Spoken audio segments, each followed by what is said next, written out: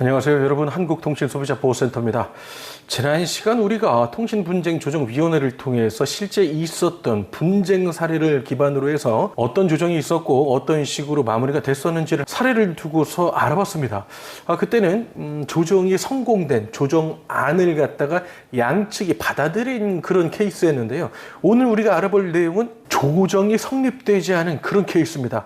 과연 어떤 상황이길래 통신분쟁조정위원회가 그렇게 제안했던 조정을 갖다가 거부한 것일까요? 상황을 알아보기 전에 가능성만 두고서 먼저 말씀을 드려본다면 얼마든지 이런 일은 나타날 수 있습니다. 하지만 누가 됐건 이 조정위원회의 조정을 받아들이지 않았다고 하는 것은 굉장히 억울하다고 판단하고 있는 그런 상황일 수도 있겠지만요. 중요한 것은 관련된 근거를 명확하게 갖고 있어야지 그들의 주장이 더욱더 빛을 볼 것이다. 단순하게 기분이 나빠서 조정안을 거부하는 그런 사례들은 없죠. 이게 상식적인 거니까요. 그러니까 이런 부분에 대해서 여러분들 우선은 참고를 해주시고 오늘 준비한 내용 한번 말씀을 드려보겠습니다. 사건의 개요는 이렇습니다. 웨어러블이죠. 세컨 디바이스. 이를테면 이겁니다. 제 시계 있죠? 갤럭시 워치, 애플 워치, 이런 것들 여러분들 잘 알고 계시죠? 그런데 우리가 보통 이해를 하고 있는 것들, 높은 요금제를 쓰고 있다면 이와 같은 워치형 상품에 대한 할부금을 면제를 해준다고 해야 될까요? 아무튼 지원금이 나와서 별도로 청구되지 않게끔 이런 식으로 상담을 해주고 있는 대리점들이 꽤나 많은 것들을 여러분들 알고 계실 겁니다. 물론 모르시는 분들이 계실 수도 있으니까 한번 부연 설명을 해드리겠습니다.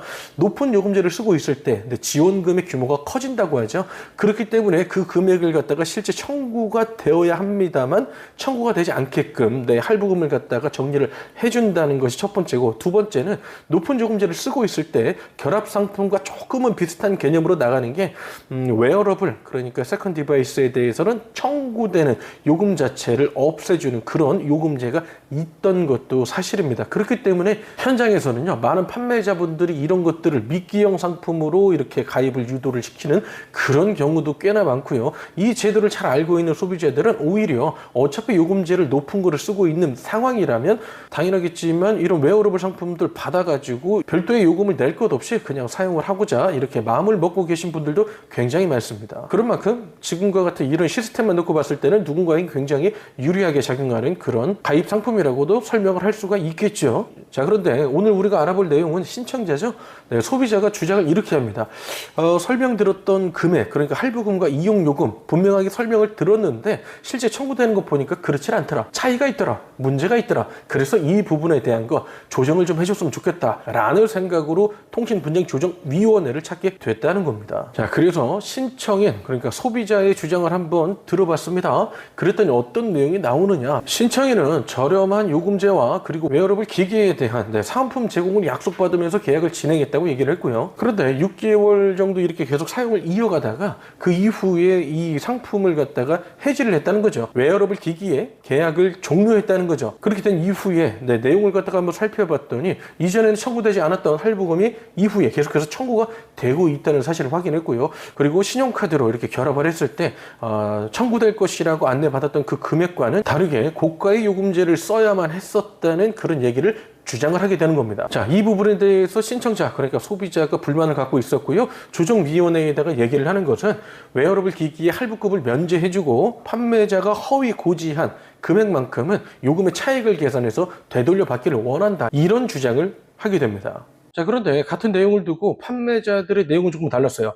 일단 소비자를 통해서 청구되고 있는 그 금액과 가입 서류죠. 가입 서류에 적혀진 내용이 정확하게 일치한다는 것. 그리고 소비자가 동의를 했고 그 내용 그대로가 서명란에 입력이 돼 있다는 것이었습니다. 또한 그들의 주장은요, 소비자가 얘기했던 기계가 무료에 대한 내용은 없었고 청구될 요금에 대한 것들은 신용카드를 결합했을 때 실제 청구될 금액을 갖다가 별도로 설명을 했다고 얘기를 하는 것이죠. 하지만 이용자 보호 차원에서 일정 금액을 본인들이 부담하겠다 이렇게 얘기를 하고 있는 상황이었고요. 이 내용에 대해서 분쟁조정위원회는 일정 금액, 그러니까 할부금의 전부가 아니고요, 특정 비율만큼은 판매자들이 부담을 해라, 이렇게 조정안을 냅니다. 상황만 놓고 본다면 소비자, 그러니까 신청인이 얘기했던 것보다는 이 조정의 결과값이 미치질 못한 거죠.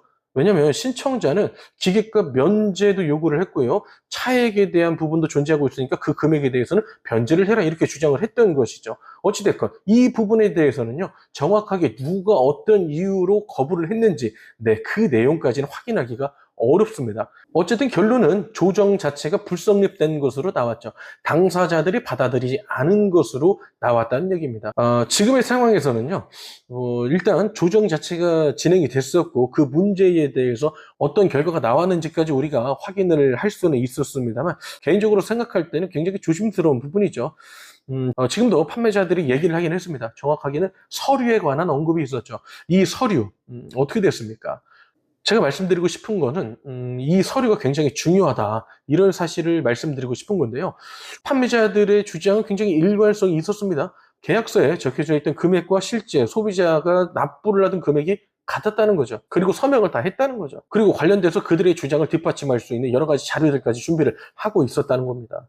물론 이것만 놓고 봤을 때 누가 잘했고 누가 잘못했고 누가 거짓말이고 이렇게 얘기할 수는 없습니다만 제가 지금 말씀드리고 싶은 포인트는 뭐냐면 바로 서류라는 겁니다. 서류.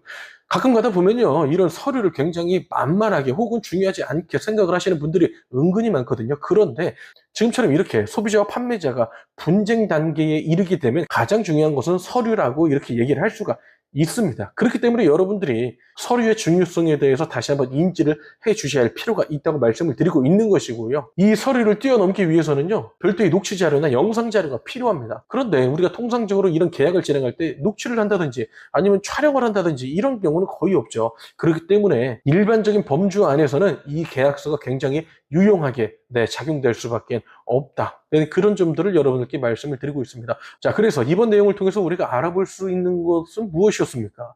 통신분쟁조정위원회가 조정을 갖다가 제안을 한다고 해도 그 조정을 굳이 받아들이지 않는 자들이 존재할 수 있다는 것이고요. 그런 상황에서는 별도의 소송이나 잘잘못을 시시비비를 가리는 그런 과정이 또 요구될 수 있다는 점을 우리가 확인할 수가 있었습니다. 하지만 다시 한번 말씀드리지만요. 그러니까 통신분쟁조정위원회가 내놓는 것들은 오랜 시간 동안 경험과 그리고 또 전문화된 지식을 갖고 있는 그들이 조정을 통해서 제안을 하고 있는 결과물을 직접 만드는 일을 하고 있는 것이기 때문에 그런 부분에 대해서는 우리가 조금 더 경청을 하거나 받아들일 필요도 있지 않을까 하는 그런 조심스러운 생각을 여러분들께 말씀을 드려봅니다. 소비자가 신청한다고 해서요. 소비자가 계속해서 승리를 하거나 아니면 소비자의 억울함이 이렇게 입증이 되거나 하는 것은 아닙니다. 이들은요. 소비자의 얘기도 충분히 듣고 판매자의 얘기도 충분히 듣고 나서 조정안을 제안하고 있는 그런 단체, 그런 기구라고 제가 말씀을 드렸죠. 그러니까 여러분들도 이런 점들을 한번 참고를 해주시면 좋겠고요. 더불어서 정말 억울하고 어떻게 이해할 수 없는 그런 일이 있다고 여러분들 생각되신다면 우리 센터를 통해서 먼저 상담을 받아보시는 것은 어떨까 이렇게 말씀을 드려봅니다. 우리 센터 다시 한번 말씀드립니다. 비영리 단체고요. 소비자분들을 위한 활동을 하고 있는 그런 단체. 라고 말씀을 드릴 수가 있죠. 그러므로 여러분들 어떤 지식과 정보가 필요하다 그렇게 판단되신다면 언제든 괜찮습니다. 그냥 편하게 연락 주시고 상담 받아 보시면 좋겠다는 말씀을 드리면서 이번 시간 이렇게 정리를 하도록 하겠습니다. 다음 시간에도 유익한 내용으로 여러분들 찾아뵙도록 하겠습니다. 지금까지 한국통신소비자보호센터였습니다. 감사합니다.